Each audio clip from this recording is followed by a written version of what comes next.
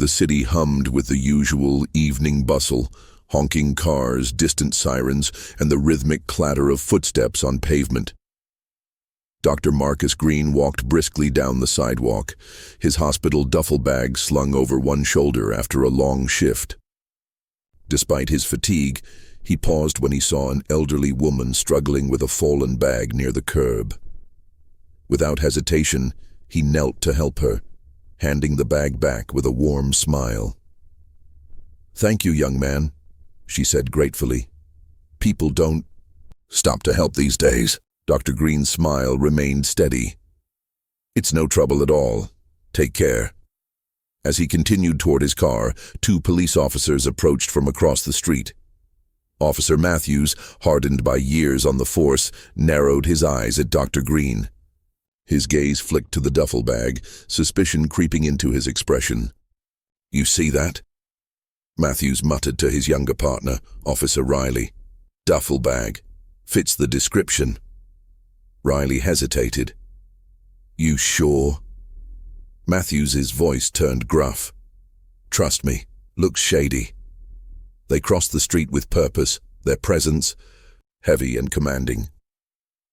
"Hey you, hold up!" Matthews barked. Dr. Green stopped, turning calmly to face them, though a furrow formed on his brow. "Is there a problem, officer?" he asked politely. "Let's see some ID," Matthews demanded. "May I ask why?" Dr. Green's tone was calm but firm. "You match the description of a robbery suspect," Matthews claimed. Dr. Green's lips tightened. He had heard this line too many times before. "Robbery," he repeated, frustration flickering beneath his composed exterior. "I just finished a shift at the hospital. I'm a doctor." Riley glanced nervously at his partner. "Maybe we should—" "Hospital, huh?" Matthews cut him off, skepticism thick in his voice. "Got some ID to prove that?" Dr. Green sighed, pulling out his hospital badge. Matthews barely glanced at it before dismissing it. "Could be fake," he said. "What's in the bag?" Dr. Green's tone grew sharper. "Medical equipment and personal items." Matthews' jaw tightened. "Mind if I take a look?" "Actually, I do. You don't have probable cause." Matthews' demeanor darkened. "Playing lawyer now, huh? Get on the ground." Riley's breath caught. "Matthews, maybe we should—" "I said get on the ground," Matthews barked. Dr. Green stood his ground, his voice steady despite the indignity gnawing at him. "I'm not resisting, but I'm not getting on the ground either." The tension was palpable. Pedestrians slowed but kept their distance, their eyes darting away. Inside a nearby cafe, Claire Thompson watched through the window, her face taut with concern.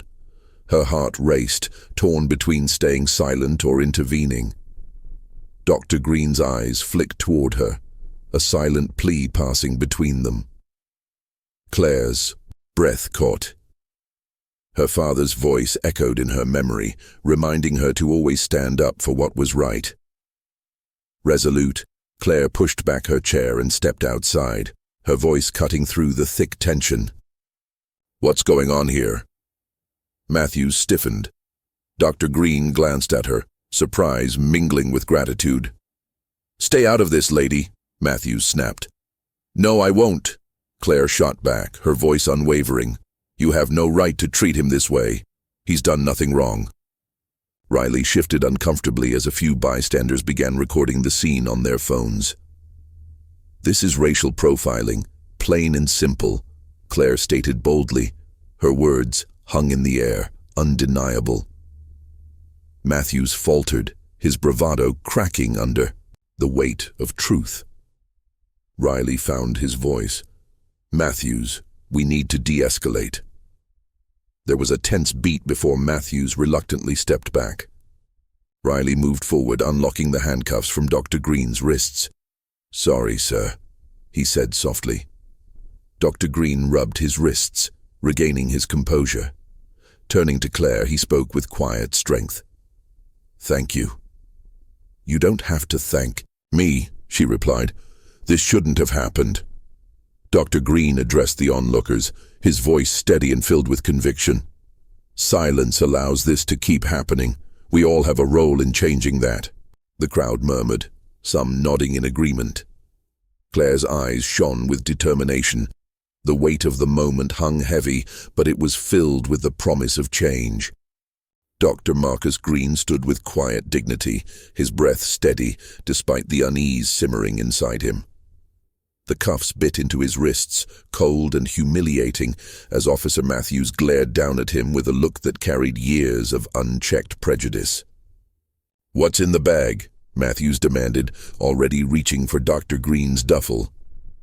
"That's private property," Dr. Green stated firmly, his voice unwavering despite the knot tightening in his chest. The officer's smirk was taunting. "Funny how people get real protective when they've got something to hide," Matthews sneered. A few feet away, Riley shifted uncomfortably, his eyes darting between the escalating scene and the gathering crowd. Bystanders lingered, phones raised, yet their silence was deafening. Inside the cafe, Claire Thompson's heart pounded as she watched through the glass, torn between fear and a gnawing sense of moral obligation. Her father's voice echoed in her mind, urging her to do the right thing. Clenching her fists, she pushed open the door and stepped out. "Excuse me," she called, her voice quivering but determined. Matthews turned, annoyance flashing in his eyes. "This doesn't concern you," he snapped. Claire's throat tightened, but she stood her ground. "It does when someone's being harassed without cause," she countered, her voice gaining strength. Dr. Green's eyes met hers, a flicker of gratitude breaking through his composed exterior. The tension thickened, but Claire refused to look away. "He showed you ID," she said firmly. "What more do you need?" Matthews hesitated, aware of the growing number of cameras pointed in his direction. "Let's wrap this up," he muttered, gesturing for Riley to remove the cuffs. The younger officer moved swiftly, his voice low with guilt. "I'm sorry, sir," he said quietly. Dr. Green rubbed his wrists, but held his head high, his dignity intact. Claire stood beside him, her presence a silent testament to courage. The crowd began to disperse, but the weight of the moment lingered, a reminder that speaking up, even when difficult, could tip the scales toward justice. Claire's voice rang out sharply, cutting through the oppressive tension that hung over the street. "Why is this man being treated like a criminal?" she demanded, stepping closer with a determination that made her heart race. Bystanders murmured, some inching forward while others pulled out their phones to record the scene. Dr. Green stood tall despite the cold bite of the handcuffs around his wrists, his expression unreadable, but his dignity intact. Matthews turned, slowly toward Claire, his eyes narrowing. "Step back, lady. This doesn't concern you," he barked, authority laced with irritation. "It concerns all of us when someone's being harassed for no reason," Claire shot back, her voice growing firmer. "He's done nothing wrong. This is racial profiling, plain and simple." Her words carried a weight that silenced the growing crowd, their murmurs fading into uneasy stillness. Matthew's expression flickered, momentary uncertainty breaking through his hardened exterior, but it was quickly masked by a scowl. "He fits the description," he insisted defensively. "We're just doing our job." Claire's eyes blazed with indignation. "A doctor on his way home from work fits the description of a criminal," she challenged. "Show me the evidence, because right now all I see is prejudice." Riley shifted beside Matthews, visibly uneasy. His gaze darted between his partner and the crowd, now thick with people capturing every moment on their phones. The weight of public scrutiny pressed down on him like an iron hand. He took a step forward, his voice wavering but resolute. "We need to de-escalate this," he said quietly. Matthews shot him a sharp glare, but Riley stood firm. "This has gone too far," he added, his tone gaining strength. "Let's end it." Grinding his teeth, Matthews relented, though his resentment was palpable. "Fine," he muttered bitterly. "Take the cuffs off." Riley moved swiftly, his hands trembling slightly as he unlatched the cold metal from Dr. Green's wrists. "I'm sorry, sir," Riley said awkwardly, his voice low but genuine. Dr. Green rubbed his wrists, his composure unwavering despite the humiliation he had just endured. He looked Riley square in the eyes and gave a curt nod, acknowledging the young officer's apology. Claire stood her ground, her gaze steady and unflinching. "I'm reporting this," she said firmly, her eyes locked on Matthews. "You won't get away with treating people like this." Matthews glared back but said nothing, his authority crumbling under the weight of public condemnation. Straightening his shoulders, Dr. Green took a steadying breath and turned to the onlookers, many still filming. "Silence allows this to keep happening," he said, his voice steady and resonant. "We all have a role in changing that." The crowd stood motionless, the gravity of his words sinking in. A few people nodded quietly, their silence transformed into something closer to solidarity. Claire's heart pounded, but a sense of pride welled up inside her, pride that she had stepped forward when it mattered. As the tension ebbed and the crowd began to disperse, Dr. Green met Claire's eyes. "Thank you," he said simply, his gratitude profound. "You didn't deserve any of that," Claire replied earnestly. "I just did what anyone should have." "Not everyone does," Dr. Green said meaningfully. "But today, you did. And that makes a difference." The Basindachum street quieted, but the weight of the moment lingered, a testament to the power of courage and resilience in the face of injustice. The video of the incident spread like wildfire across social media, stirring outrage and igniting a fierce debate on racial profiling and police misconduct. Comments flooded in, some expressing shock and solidarity, while others defensively clung to systemic justifications. But one thing was clear: silence was no longer an option. News outlets picked up the story, amplifying the voices of those demanding accountability. Claire stood firm, filing a formal complaint with the police department. The weight of her decision pressed heavily on her, but there was no turning back. "I need to do this," she told Dr. Green during a call. "It's not just about you, it's about everyone who's ever been silenced." Dr. Green's gratitude was evident in his tone. "Thank you, Claire. Your courage made a difference that day, and it's making a difference now." The internal investigation swiftly followed. Matthews, facing mounting pressure and undeniable evidence of misconduct, was placed on administrative leave pending further disciplinary action. The smug arrogance he once wore as armor crumbled under the scrutiny of public outrage. Riley, visibly shaken by the ordeal, voluntarily enrolled in anti-bias training. "I need to be better," he admitted to a superior officer. "That day showed me how much I still have to learn." For Dr. Green, the experience became a turning point. He found himself standing at a crossroads between silence and action.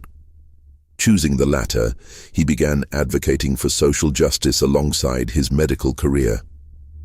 "Being a doctor means healing people," he told a gathering of healthcare professionals. "But as a human being, I have to help heal society too."